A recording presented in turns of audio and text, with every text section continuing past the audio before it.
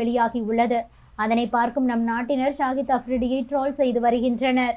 பாகிஸ்தானில் இருக்கும் அரசு இந்தியாவிடம் போர் வேண்டாம் என்று சொல்லியிருக்கிறது. அதோடு அமெரிக்காவிடமும் போய் போரை நிறுத்துங்கள் என்று கெஞ்சி இருக்கிறது. இதற்கு பிறகும் ஷாஹித் அஃப்ரிடி இவ்வாறு பேசிக் கொண்டிருக்கிறார். நம் இந்தியா குறிவைத்தது பயங்கரவாதிகளின் முகாம்களைத்தான். அங்கிருந்த பயங்கரவாதிகள் தான் கொல்லப்பட்டிருக்கிறார்கள். ஆனால் பாகிஸ்தான் அந்த பயங்கரவாதிகளைத்தான் தங்களது பொதுமக்கள் என கூறிக்கொண்டிருக்கிறது. அப்படி என்றால் பயங்கரவாதிகளை பாகிஸ்தான் பொத்தி பொத்தி வளர்த்து வருகிறது என்றுதானே அர்த்தம்.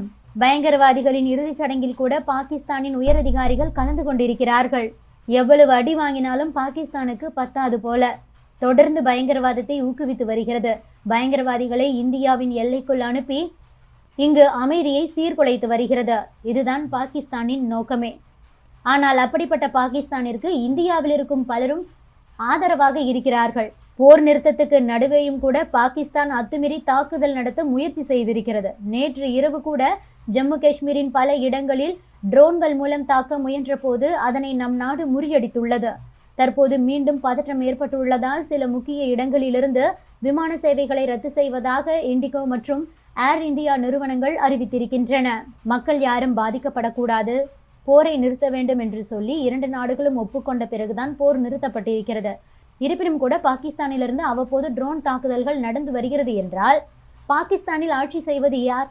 அங்கிருக்கக்கூடிய அரசா, அங்கிருக்கக்கூடிய இராணுவமா, அவர்கள் இருவரும் சேர்ந்து ஆதரிக்கக்கூடிய தீவிரவாதிகளா என்ற ஒரு கேள்விதான் தற்போது எழுந்து வருகிறது. அப்படிப்பட்ட பாகிஸ்தானுக்கு தான் இங்கிருக்கக்கூடிய பலரும் ஆதரவை தெரிவித்து வருகிறார்கள் என்பது வருத்தமான செய்தி. Subscribe to One India and never miss an update.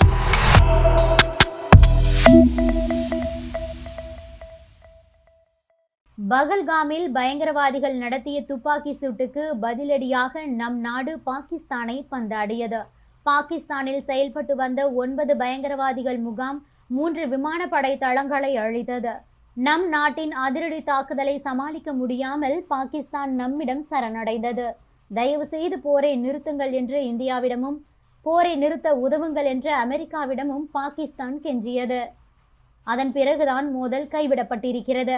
ஆனால் பாகிஸ்தான் கிரிக்கெட் அணியின் மாஜி வீரர் ஷாஹித் அஃப்ரிடி கராச்சியில் இந்தியாவை வீழ்த்தியதாக தற்பெருமை பேசிக்கொண்டு வெற்றி பேரணி நடத்தி அவர் பேசிய பேச்சுக்கள் தற்போது ட்ரோல் மெட்டீரியலாக மாறி உள்ளது. ஷாஹித் அஃப்ரிடி செய்த செயல் இயல்புக்கு மாறாகவும் உண்மைக்கு புறம்பாகவும் தற்பெருமை பேசுவது போல அமைந்துவிட்டது. ஷாஹித் அஃப்ரிடி தலைமையில் கராச்சி நகரில் பேரணி நடத்தப்பட்டிருக்கிறது. இதன் பெயர் வெற்றி பேரணி. வெற்றி பேரணி நடத்தும் அளவுக்கு பாகிஸ்தான் என்ன சாதித்தது என்று இப்போது உங்களுக்கு கேள்வி கண்டிப்பாக வந்திருக்கும். அது வேறொன்றுமில்லை, இந்தியாவுக்கு எதிரான போரில் பாகிஸ்தான் வெற்றி பெற்று விட்டதாம். இதற்காகத்தான் ஷாஹித் அஃப்ரிடி பாகிஸ்தானில் வெற்றி பேரணி நடத்தி இருக்கிறார். அது மட்டுமின்றி வாய்க்கொழுப்பாகவும் பேசியிருக்கிறார். அவர் என்ன பேசியிருக்கிறார் என்றால், யார் வலிமையானவர்கள் என்று நம் இராணுவம் காட்டி உள்ளது. இந்தியா நம்மை குறைத்து மதிப்பிட்டார்கள். ஆனால் நம் திறமைகள், பயன்படுத்தும் தொழில்நுட்பம் பற்றி அவர்களுக்கு தெரியாது. ஒரு தீவிர போரில் ஈடுபட முயற்சி செய்யுங்கள். அப்போது வலிமையானவர்கள் யார் என்பதை உலகம் அறியும்.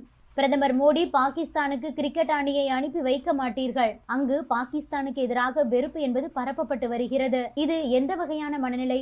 இங்கு அப்பாவிகள், குழந்தைகள் பலியாகி உள்ளனர். எங்கே பாகிஸ்தான் ராணுவம் இந்திய மக்களை குறிவைத்து தாக்கியது என்பதற்கான ஆதாரத்தை காட்டுங்கள் பார்ப்போம் என்று கூறியிருக்கிறார். இந்த நிலையில்தான் ஷாஹித் அஃப்ரிடியின் வெற்றி பேரணி, அவர் குறித்த கருத்துக்கள் தொடர்பான வீடியோக்கள் தற்போது இணையதளங்களில்